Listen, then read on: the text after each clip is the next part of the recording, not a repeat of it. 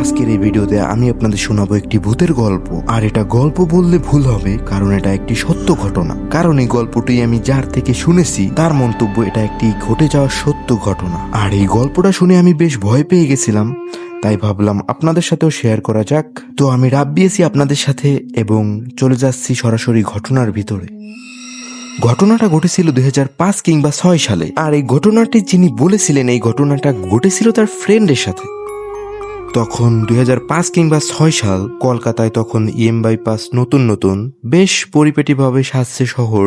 তবে তখন ওভার কিংবা পাঠাও নামে কিছুই ছিল না শহরে। আর তখন রমরমিয়ে যেই মার্কেটটা ছিল সেটা ছিল পুলকারের ব্যবসা। আর তখন সেই সময় যাদের মোটামুটি টাকা পয়সা ছিল তারা বাসায় গাড়ি কিনে রাখতো এবং সেই গাড়িগুলো ভাড়া দিয়ে দিত, যেমন বিয়ে বাড়িতে এবং যে কোনো অনুষ্ঠানে। আর তখনকার এই ব্যবসাটাই অনেক জনপ্রিয় ছিল। তো এই ঘটনাটি যে বলেছিল তার ফ্রেন্ডেরও এরকম একটা পুল কারের ব্যবসা ছিল এবং তার ফ্রেন্ডের নাম ছিল নাইম।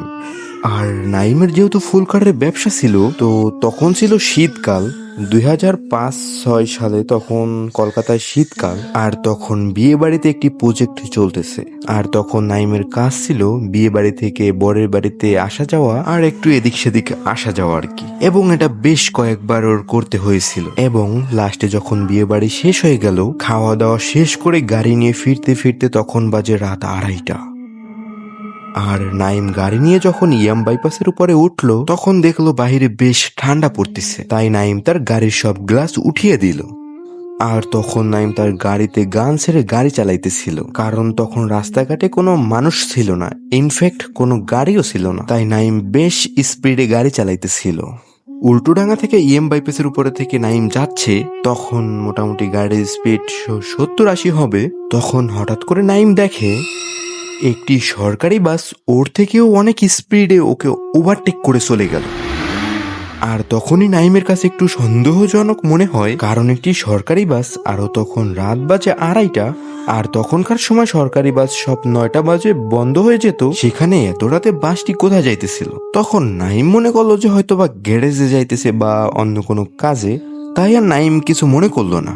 আর তখন নাইমের থেকে বাসটি অনেক স্পিডে চলতেছিল নাইমের বাম পাশ থেকে, এবং নাইম ক্লিয়ার ভাবে সব দেখতেছিল। এবং একটু পরে নাইম দেখতেছে রাস্তার পাশে এক ভদ্র মহিলা এবং তার সাথে একটি বাচ্চা দাঁড়িয়ে হাত নাড়াইতেছে। আর তখন হয়তোবা ভদ্র মহিলা সরকারি বাসটিকে হাত নাড়িয়ে থামতে বলতেছিল। আর নাইমও মনে করলো সরকারি বাসটিকে থামানোর জন্য চেষ্টা করতেছে। কিন্তু নাইমের একটু সন্দেহ মনে হলো, এত রাত্রে মহিলাটি একটি বাচ্চাকে নিয়ে এখানে কি করতেছিল। তখন নাইম ভাবতে ভাবতে দেখতে পেল ওই সরকারি বাসটি দাঁড়ালো না, বরং ওই মহিলাটিকে এবং বাচ্চাটিকে একেবারে ফিসে দিয়ে চলে গেল। এবং নাইম দেখতে পেল বাসটি অনেক স্পিডে অনেক দূর চলে গেছে। এবং নাইম দেখতে পেল ওর সামনের রাস্তাটা রক্ত এবং মাংস সিটে পড়ে রইল। ওই ভদ্র মহিলা এবং বাচ্চাটির মাথা আলাদা হয়ে বডিটা অন্যদিকে পড়ে রয়েছে। এবং নাইম দেখতে দেখতে ভাবতে ভাবতে ওর গাড়িটা ওই সেম জায়গায় চলে এসেছে। আর নাইম প্রথমে চাইছিল এখানে দাঁড়াবে না, কারণ যদি এখন কোনো পুলিশ চলে আসে তাহলে সব দোষ নাইমের উপরে পড়তে পারে। কারণ তখন এত সিসিটিভি বা এত সাহায্য যা আমরা এখন 2026-এ পাই, যা 2005 কিংবা 6 সালে ছিল না।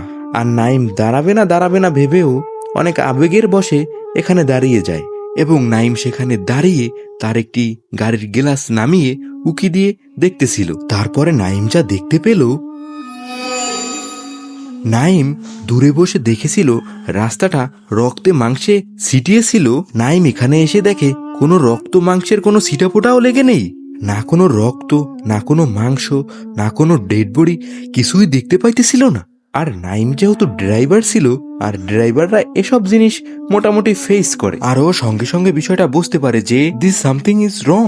আর নাইম যখনই তার গ্লাসটি উঠিয়ে সঙ্গে সঙ্গে চলে যাবে, তখনই তার পিঠে কেউ একটি হাত রাখে, এবং হাত রাখতেই পিছন থেকে এক মহিলা কণ্ঠস্বর নাইমকে বলে উঠল, আমাকে হসপিটালে নিয়ে চলো। নাইম তার গাড়ির লুকিং গ্লাসে তাকিয়ে পিছনের দিকটা দেখে তার গা শিউরে উঠল।